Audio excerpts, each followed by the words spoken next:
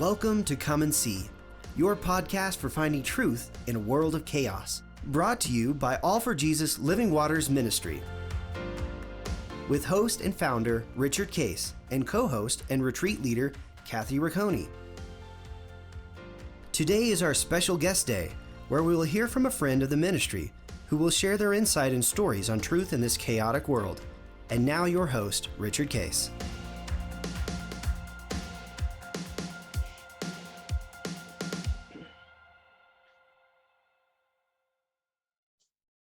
Welcome, everybody. This is guest day here. Kathy, we have another privilege of having some neighbors of yours.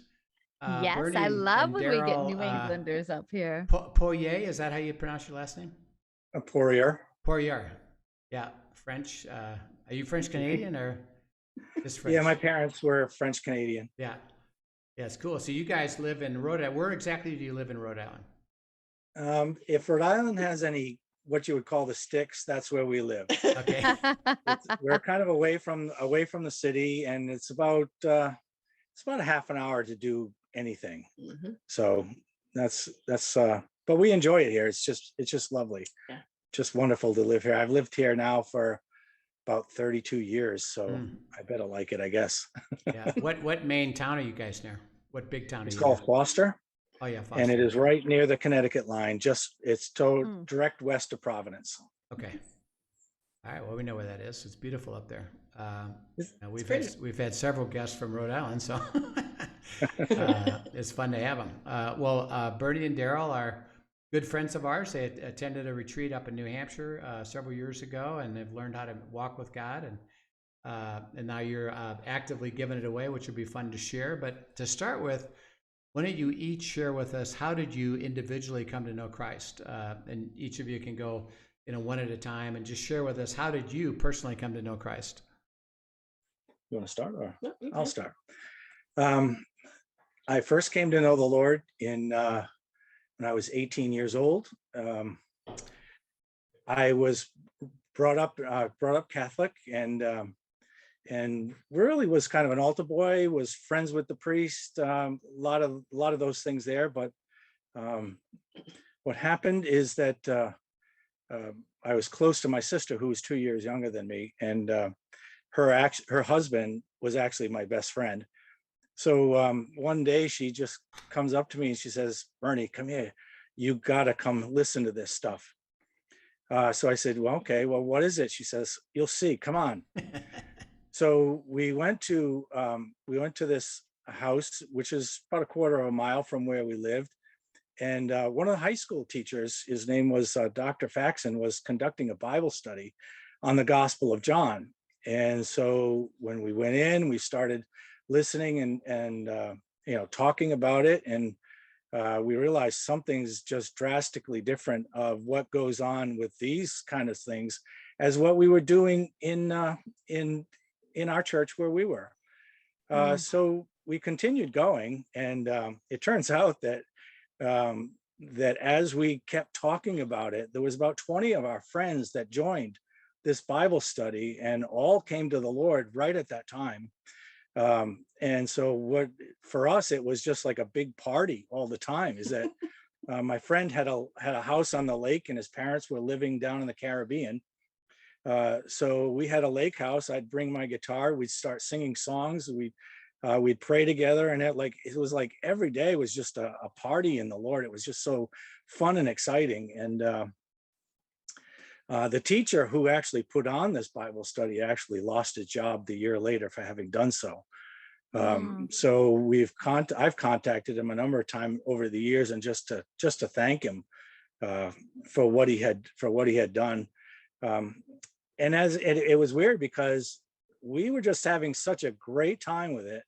My mom and dad were a little upset at first, but when they started seeing the changes in my sister and myself, they realized, well, maybe this is not so bad.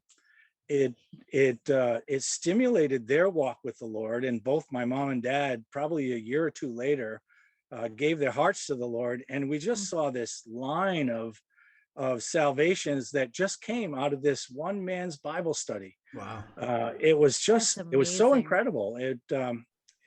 And I look back and my brother-in-law has passed away, unfortunately, but all the other friends who were with us, they're still walking. So what this man did was extremely effective. And for me, it was life-changing because what it did was I was working for my dad at the time, and I realized that the Lord just kept pulling my heart towards going to this place to serve as a Christian brother, and it kind of got me away from doing what I was doing, which was nothing really good. So all through the years, I'll tell you, my walk, I've just enjoyed my walk with the Lord. It's had ups and downs, but here I am, 46 years later. Wow. Still serving him, and it's still enjoying it the way that I did. I love that. Can I ask, was that in a public school that the teacher was meeting after hours or something to lead this study? Yes, it was. He was a science teacher for the North Attleboro High School. That's Yeah, but he was doing amazing. it at his house. He wasn't doing it at the school. Right. Okay. And so Oh, I was a little bit older than my friends, and so they were still in the high school, and it started a big to do at the high school, because here were all these kids carrying Bibles around the high school. That was just not seen anywhere in our town at that point. So they were the radical bunch of the group. But what a it was great still fun. testimony, though, even to his faithful yes. Like you said, I'm so glad that you've kept in touch with him and encouraged him over the years. The ripple effects of him doing that are huge. That's so beautiful. Yeah, it is wonderful. And it's like, I don't need to go into it, but all afterwards, the ripple effects just kept on going. A whole group of friends in Fall River gave their lives to the Lord. It was just like town after town, when we met people, and we'd just invite them, come on over, come on, sing with us. And they would just, were coming to the Lord. It was just beautiful. It was just incredible to see. That's beautiful. I love it. What a great story. Deryl, how about you? Well, I also was brought up Catholic.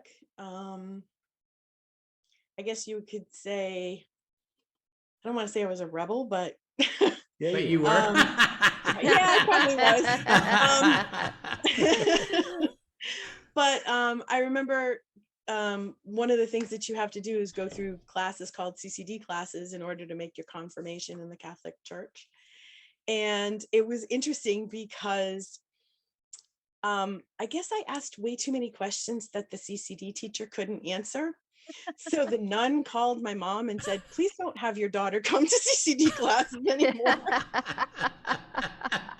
So that was the start of my walk with the Lord, because I kind of knew that he was always present with me. I mean, I didn't really know who Jesus was because they didn't really tell you about him, but it was interesting because I always knew he was there. I always kind of knew something was like prodding me inside. And I think some of the questions I came up with, now I look back on them and say, where did those come from? Because I don't know. So I never really pursued it any further. I just, kept going to Catholic church, never really had any Christian friends, if you will. So what ended up happening is I walked away for a while just because of some of the things that I saw going on that just didn't compute right with me and with, what I was told. And so I walked away for a long time just from everything. And then went to Bryan College, and there was, it's Bryant University now, but went to Bryan College, and there was a priest who was teaching comparative religions. So I took the class, and he was very interesting, very informative, gave a lot of good information. And I ended up starting to go to that church, which was an Episcopal church. So fast forward to 26 years ago, 1995, yeah. when I met Bernie. And he actually kind of steered me into the direction of Christ and the Lord. we started going to Ocean State Baptist Church, which is a church in our area. And we were working, they used to have purity conferences at our church to try to keep, teenagers on a purity track instead of, being like the world. And we worked that conference. And there was a worship band in the sanctuary, and we got to go in and listen for a little while. And it was there at that conference that I heard the Lord pulling and tugging at me, and that's when I gave my life to the Lord. That was at that conference. Wow. So That's yeah, so that was how old were you then? 95. Yeah, so that would 95 years old. That's amazing. No. no, that's my dad. My dad's actually 95. 95. So we do have good genes. Yeah. Okay. No, so it would have been 26 years ago. 26 years ago. So 50, I don't know. You're the math person. Yeah. So you'd have been about 32. Yeah, 30s, I was like 30s. 32. That's fantastic. And tell us how then, and you kind of mentioned it, but how did you two meet? And both of you can talk about your perspective on that, and then why did you decide to get married? I'll start if you want. Yeah. So, so I guess we had met one time. I had a client who was very political and would run political functions, and I had been recently divorced. My wife left and just kind of took off, but she's back around, and we still talk, and I still enjoy her company. But when she left, I had been about 5 years raising 4 kids on my own, and I was would do things kind of during the workday because had no time at night or on the weekends. So one evening, this client had a political function, and they just wanted bodies there. So he would call me up and say, "Here, I need you here. I said, "Pat, I got from about 5 to 6. That's all I got." And so he said, "Yeah, all right, well, come on, and you be here at 4:30. So I got there at 4:30, and the candidate who he was stumping for had Deryl working for her. Oh, And funny. so she introduced herself and said, "Hi, I'm Deryl." And I said, "Okay, hi, I'm Bernie. Nice to meet you. Goodbye." Yep. That was about that was about the size of it. That was about the size of it. And about 2 or 3 years later, there another one of my clients who was also political, did an annual fundraiser, and so he said, "Okay, come on, you don't have to pay for the ticket. I just want you there, just so you can talk about whatever people need to hear." So he was right next door to my business, and so I said, "Really, come on, Stephen. Really, I'm exhausted. I don't want to go." I said, "You can do without me this time. I've done this for the last 8 to 10 years." And he said, "All right, well, if you can come, then make it." So I went home, fed the kids, got them all together, got them ready to go to sleep. Put my oldest one in charge because she could babysit for a couple of hours. And so I said, I'm going to go there, and I'll just stay for a little while to introduce myself, and then I'll leave. Well, I was standing talking to another person, and all of a sudden this woman comes up to me and she says, "Hey, don't think this is a pickup line, but I've met you before." and so we started trying to figure out where, and we decided it was for my first client, that it was at that thing. And so we started talking, and we the conversation just flowed so freely. I felt like the Lord had just blessed me with a great evening. And so we spent some time together, and then after that I said, "Come on, let's go see a show." She accepted, and it just went from there. You want to add something? Yeah. No, well, it was we ended up going out to breakfast after that political function, so he didn't get home till like 3 o'clock in the morning. Needless to say, the kids were asleep, thank God. So that was that one, and it was true. That was the that was what I said.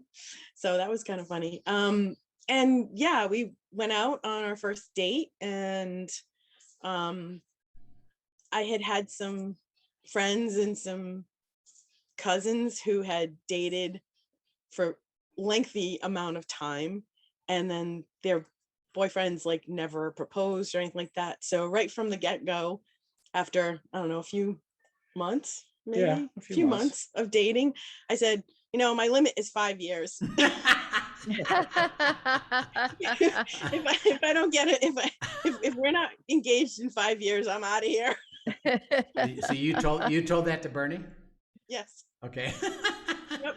And here, even though it was a little time afterwards, I was still saying, I don't know if I'm ready for all of this. Oh yeah, we broke up for a little while. We did. We actually broke up for a few months. And stopped. So then did the clock start over again? No. And the proposal was actually pretty funny, because we used to go to this local place in Pasco that used to raise chickens. And so we'd go to the farm and, order chickens, and we'd pick them up, and then we'd come back, and you could either keep them whole or you could make them into parts. So we had just picked up an order. We were in the kitchen, like literally taking apart chopping chickens. And he's like, so, hey, you want to get married? Well, the 5 years was almost that. But you know what? It's like I knew almost from the start. So I was convinced. It's like every time I saw her, it was like my eyes would light up. And actually, I remember one time that we were going. I forget where we were going, but Deryl was in the car, and I passed my sister on the road. And she was stalled in traffic, so we stopped and we said hi, and and she told me later, she says, every time you're with that woman, your face is glowing, and I haven't seen that about you for a long time. And so I said, yeah, I know. And this wasn't very much after we had met, and I had introduced her to the family, but I kind of knew from the beginning that the Lord had brought her into my life, and at that point that was going to be it. Right. So I was so grateful for her, and it worked out really well. Yeah. And so I don't know, I didn't think I needed to do a whole lot of things, because we had, after 5 years, you kind of know where the other person's at and what they're thinking, but me, I'm not a sensationalist, so it was very simple. Yeah. So you dated memorable though. So you dated almost for 5 years then, right? We did date for 5 years. 5 years. And and Bernie hit his deadline, and that was it. Yep. Oh yeah. That was it. The first time meeting his whole entire family was an experience. Well, I have a large family. Yeah, he has 14 brothers and sisters, incling himself. Wow. Whoa. Well, so there's 15 of us all together. Total. That's a lot of people to get approval from. Yep. Oh yeah. But we brought her right in, and I'll tell you, she worked like a champ. By the end of the evening, she knew all their names, and everybody was just excited about her. That's I impressive. still know all their names, just not in birth order like he does. Well, if you've ever seen the movie, what's Goodwill Hunting? Yeah. Yeah, when he rattles off his name, Jimmy, Mikey, da da da da da. It's like I knew where he's coming from, because we would do that all the time, and we could rattle off the names in about 10 seconds. Wow. So that's what happens in the big family. And how many years you been married now? 21. 21. Actually, we just celebrated our 21st anniversary. Oh, happy anniversary. Yep. Friday was our anniversary. Yep. And it's the same day as my 2 twin grandkids. One boy, one girl were born, and that was their party yesterday. And it's the same day as Trish and Dean Harrington. Oh, that's right. I saw they just had an anniversary. They were on a couple weeks ago. Yep. Yeah, we saw. They actually got married the exact same day, the exact same year as us. Oh, really? That's interesting. That's great. And their story is very similar, because Dean was married and Trish was not, and Bernie was married and I was not. Yeah. However, he Only- didn't do it over a chicken. No, he didn't do it over chicken. And I don't think Dean had 4 kids either. No. How many kids? I How many got. kids do you have now? We have 4. We have Four. 4, but we have 5 grandbabies. 5 grandbabies. Oh, Beautiful. wow. Fantastic. Well, And as so you look at that, married and for 21 years, Bernie, what have you been doing as a career during that time? My whole time has been doing accounting. I've owned my own firm since I can remember, since 1985 actually, and it's it's grown. The Lord has blessed me tremendously. But that's kind of been my career. So we do a lot of specialty work, do a lot of tax work, but we also do a lot of things for not-for-profits and those things like that. Is kind of a way, in some ways, it's a way to give back a little bit for what we do, but I find them enjoyable anyway. Well, tell us the inside scoop on what's going to happen to capital gain. You know what? Nothing until somebody says something. Really, the pipeline has been very quiet. Yeah. So I know they're trying to get it raised. It'll be interesting to see what happens. So. Yeah, I think it was always the assumption that it would go up. So it's the expectation that people are expecting that it's going to, but there's nothing hard in stone. So there's no way to plan for it at this point. Yeah. Doubtful it'll happen this year. No, that's good news. So everybody, you're trying to sell assets. Now's a good year to do it. Yeah, if you've got capital gains, it's probably a good year to do it. That's right. Yep. So as you guys grew together as a couple, you came up to retreat and learned about abiding. Tell us your experience with abiding, and each of you tell us, what does that look like when you, we know that abiding is relationship, so it's Christ, but as you abide in the Word and process things together, what does that look like to you personally? Because the people that we're appealing to at the podcast, they hear Kathy and I express it, describe it, but they love hearing stories of, well, how does that work for you? What does that look like for you? Do you want to start, or do you want me? Sure. Well, the first time we were with the abiding, it was interesting to me. I had never even been taught how to do that. Yeah.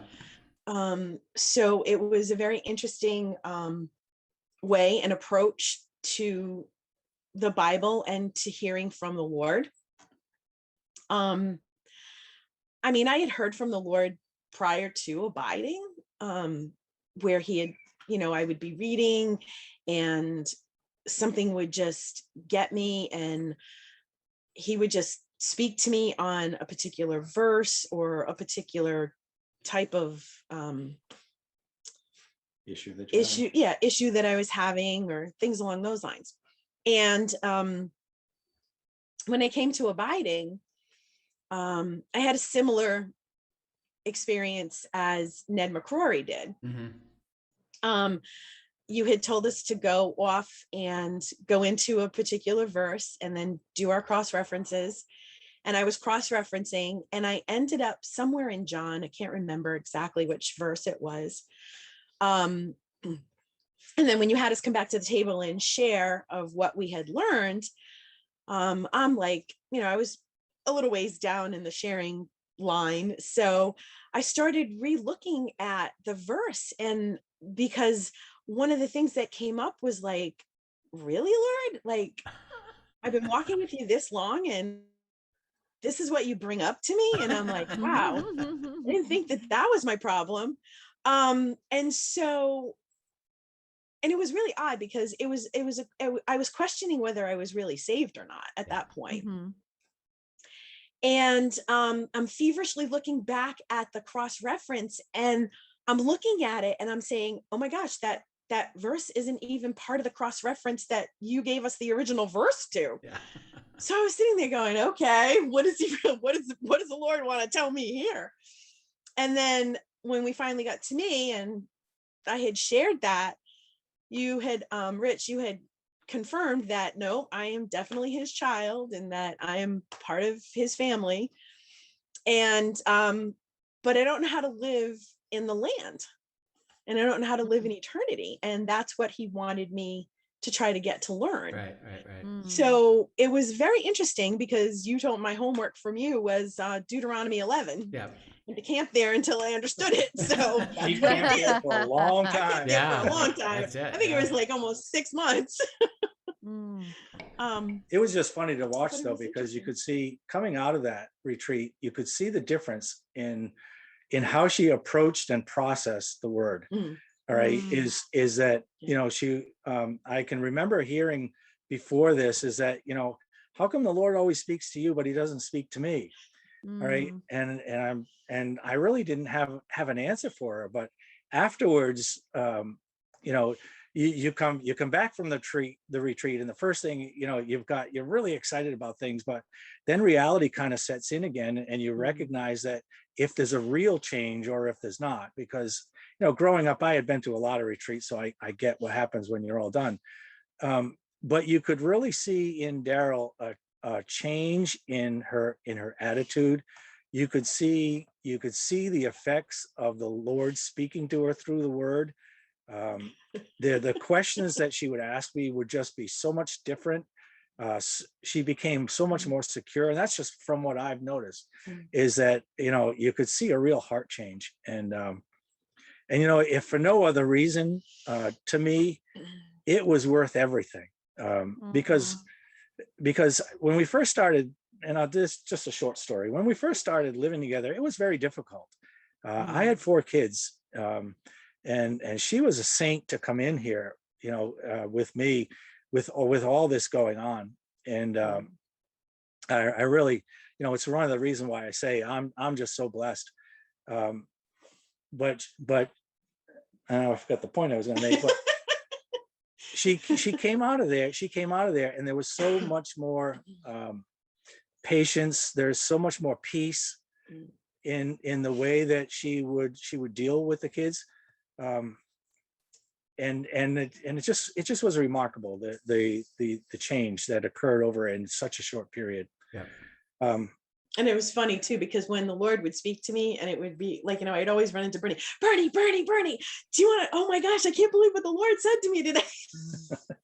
So it was I was very much more, way happier than, you know, and very much more enthusiastic about walking with him. And just, you know, what are you going to say to me today, Lord? Like, what's on the agenda, you know? And as you described, you know, Deuteronomy 11, it was months. Talk a little bit about, because the audience generally has a they don't understand that. What do you mean? How can you spend that much time in abiding in something, in a chapter that nobody reads? How did that, you know, describe that for you, so that you could help people understand why and how that was so beautiful for you to be there until God said, you now have received it, now you can move on. I think, wow. Sometimes I want to know everything. Yeah.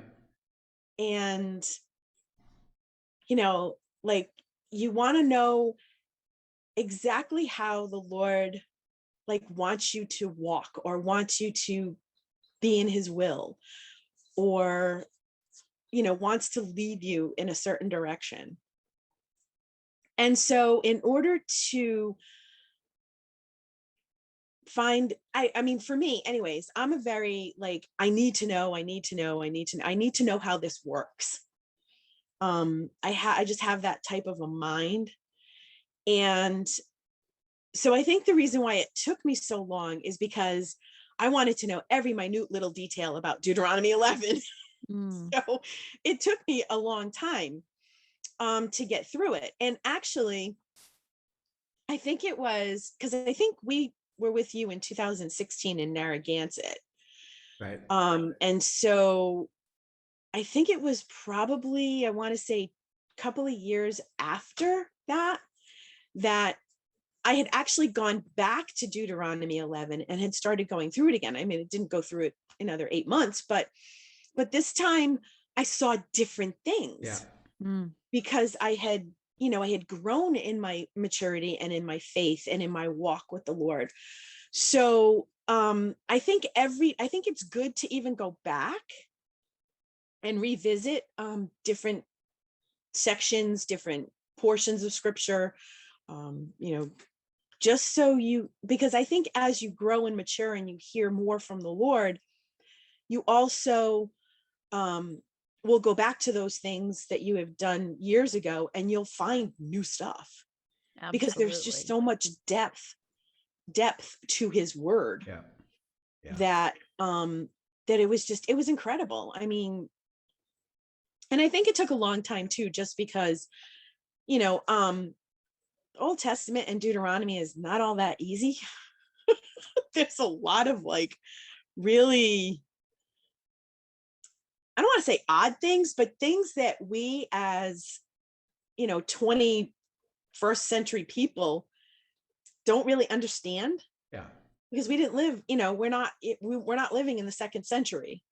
So I think just things are a lot different. And so when you read things, especially from the Old Testament, I mean, I'm sorry, that was even way before the 2nd century. Yeah, 1000 BC. Yeah. So I mean, even back then, people were living very differently than we live today. Yeah. So I think that trying to understand how they wrote and what they wrote, and sometimes you can read it and get a glimpse of what they're trying to say, but then I think a lot of times I read it and I kind of know that there's a lot more there than just meets the eye. And that's where I think the fun part is of abiding and digging and going to different cross references and just really trying to understand what the Lord is saying in those passages. Yeah. Bernie, anything different for you or how you approach it? It was a little bit different for me.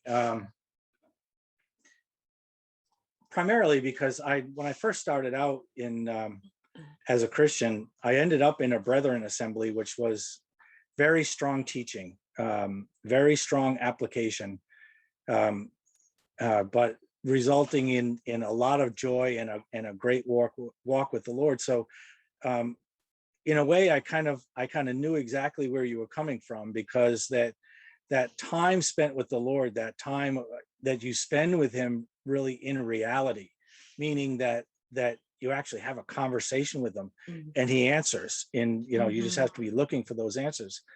It wasn't new to me. But what it did was that after I had spent some time with the Brethren Church, I spent after my wife left, I spent a number of years, and I call it wandering in the wilderness of Christianity, and just kind of lost my joy.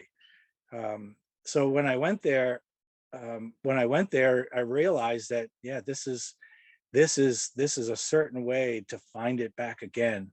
And so when we went to the second conference, which was last year, it was really eye-opening, because I could feel the Lord just tugging on my heart again, and he was saying, I was really longing for something a lot more than where we were. And that second one, just the Lord really opened up some real answers, and I'll tell you what a difference it's made in our lives since then. Beautiful. And as you two, and I know you've had some wonderful decisions that you've made, how did you approach discerning God's will together in unity? What role did unity? How did you process through so that you got confirmation that this is God's will? And maybe you could give us an example of that. Probably the latest one was my daughter is buying a new house, and historically we've helped the kids, but this was a big ask. And so immediately, if it's for me and the kids, I'm okay. What do we need? I find a way to make it happen. Deryl was much more skeptical about it.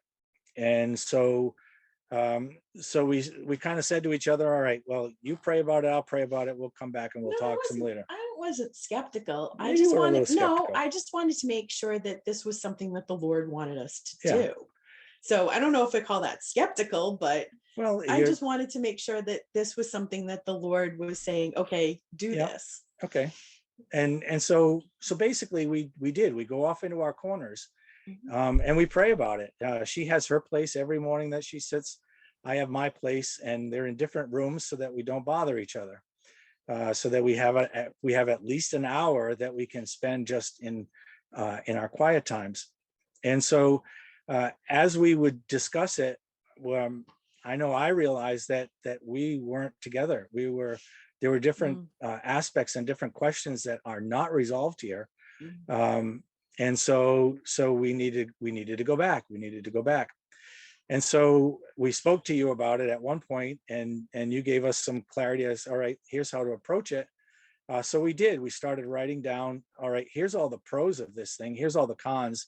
And when we were finally done, we took it back to prayer and realized that there's a lot of things in this that go directly to some of the plans and goals that we had, but also to the salvation of members of our family.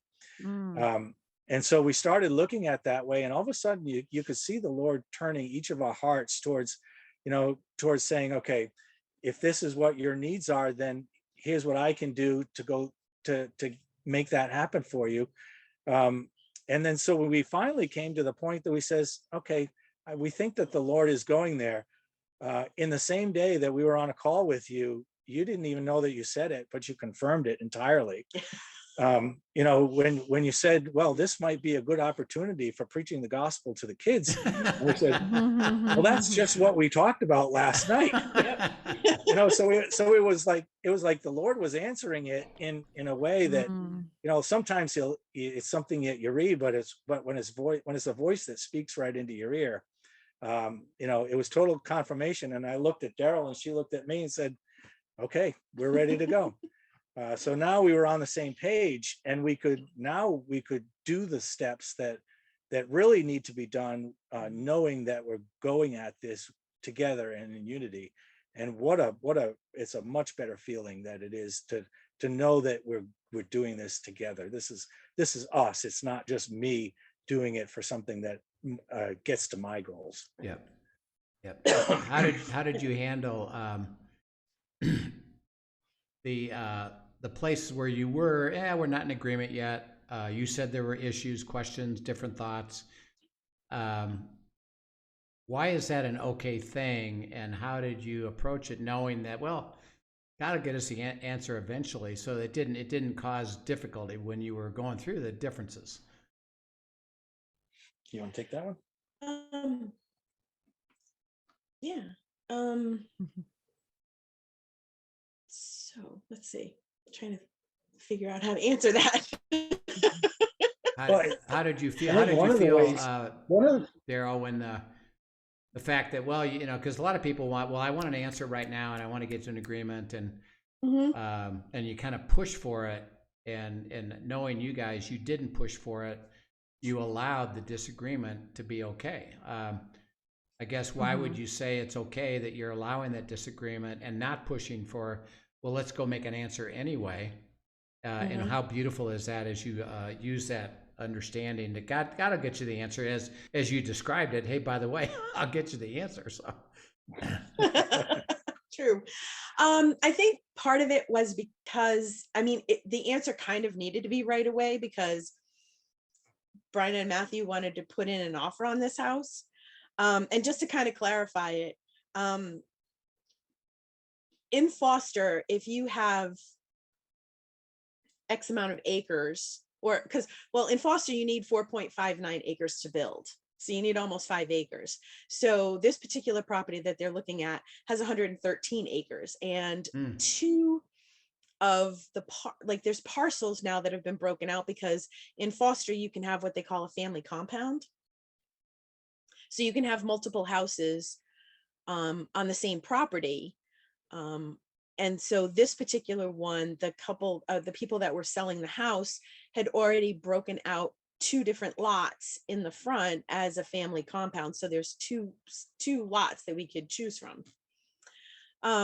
So that's kind of how we got involved in this, because we do want to, build a 1-story house for down the road when we get a little older and can't, climb stairs and things along those lines. So the answer kind of needed to be very quick, but I wasn't comfortable with that. And so as we were going to our different, quiet times and trying to get an answer from the Lord, I think my quiet time was my seeking him was a lot different than Bernie's. True.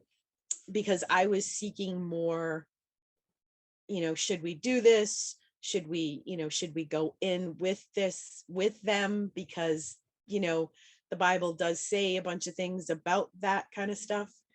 And so I just wanted to make sure that we weren't making a mistake that could hurt our relationship. Yeah. Hurt the relationship with not only the kids, but with our grandkids too. So I just wanted to, walk gingerly into this and make sure that the Lord was saying, yes, to do this.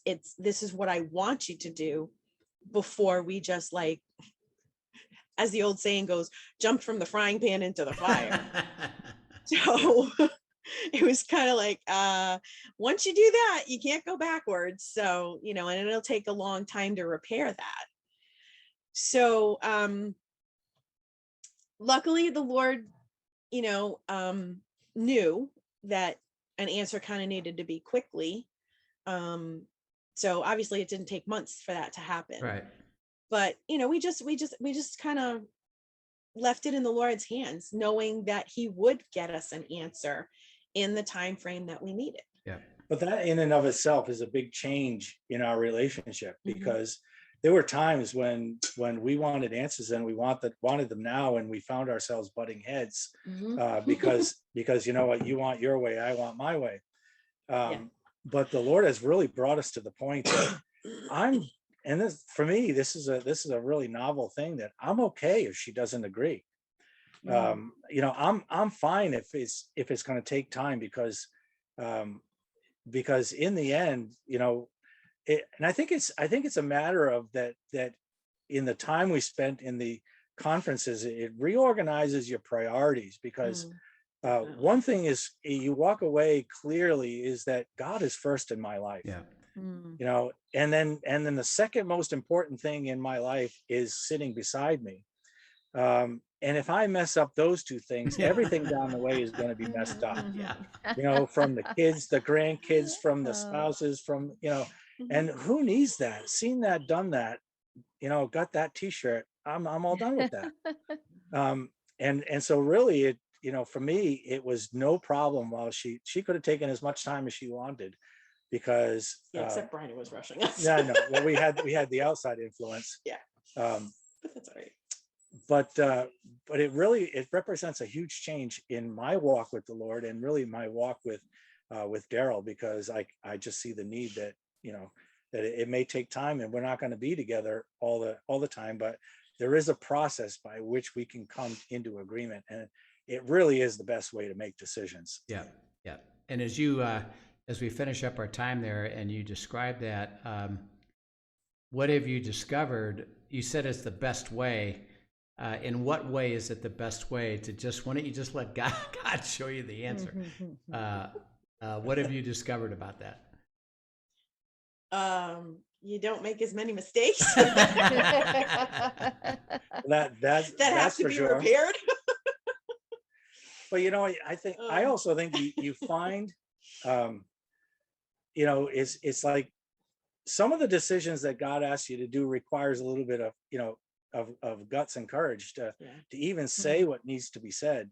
But in the end, it's why is it a better way? Is because I'm just not at odds with everyone. I'm just not having to knock heads with everyone to get them to do to do what I want them to do. Mm. I don't, it's like, I don't even desire that anymore, because what I want is, I want to see God's way happen, because like I say, his way is so much better than what I can come up with. That's beautiful. And that being the case, it's like I can drive my car and I can either make it to the place or I can intend to crash it. And I like making it to the place better than the crash. Yeah. And as you've described that, you said something really interesting, that, and I know both of you, is that, well, you're not at odds with each other. You're not at odds with other people. Mhm. Interesting enough, because you don't have to be. Right. Just, gotta get to the answer. Why don't you just wait until you get the answer? And you don't need to take responsibility for somebody else, other than, as a couple, you're saying you both have a heart to go. So that's fantastic.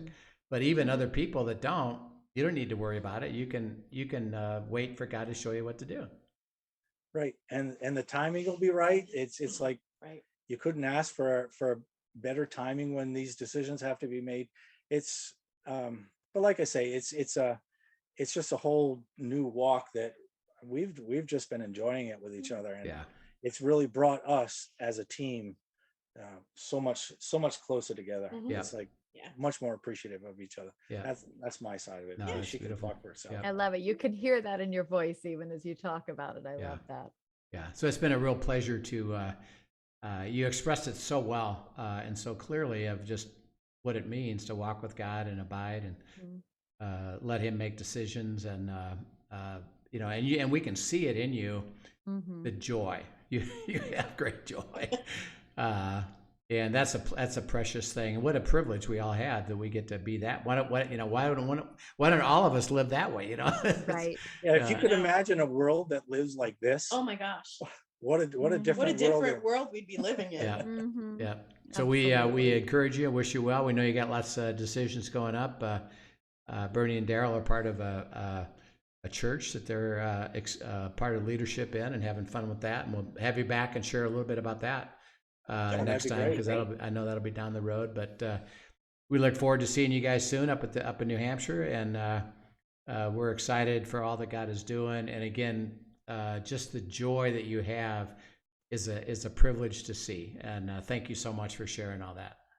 Absolutely. Yeah, you're great welcome. to see you guys. Yeah, good to see Thank you. Nice, Kathy. Yeah, Kathy, we'll see you tomorrow for End Times Friday, and we'll come back and pick up our series. So again, you guys, forward to it. Yep, we'll see you guys soon, and look forward to seeing you. We'll have you back sometime. Thanks. Thank you. Thank you. Thanks for joining us. Thanks so much. Thanks so much.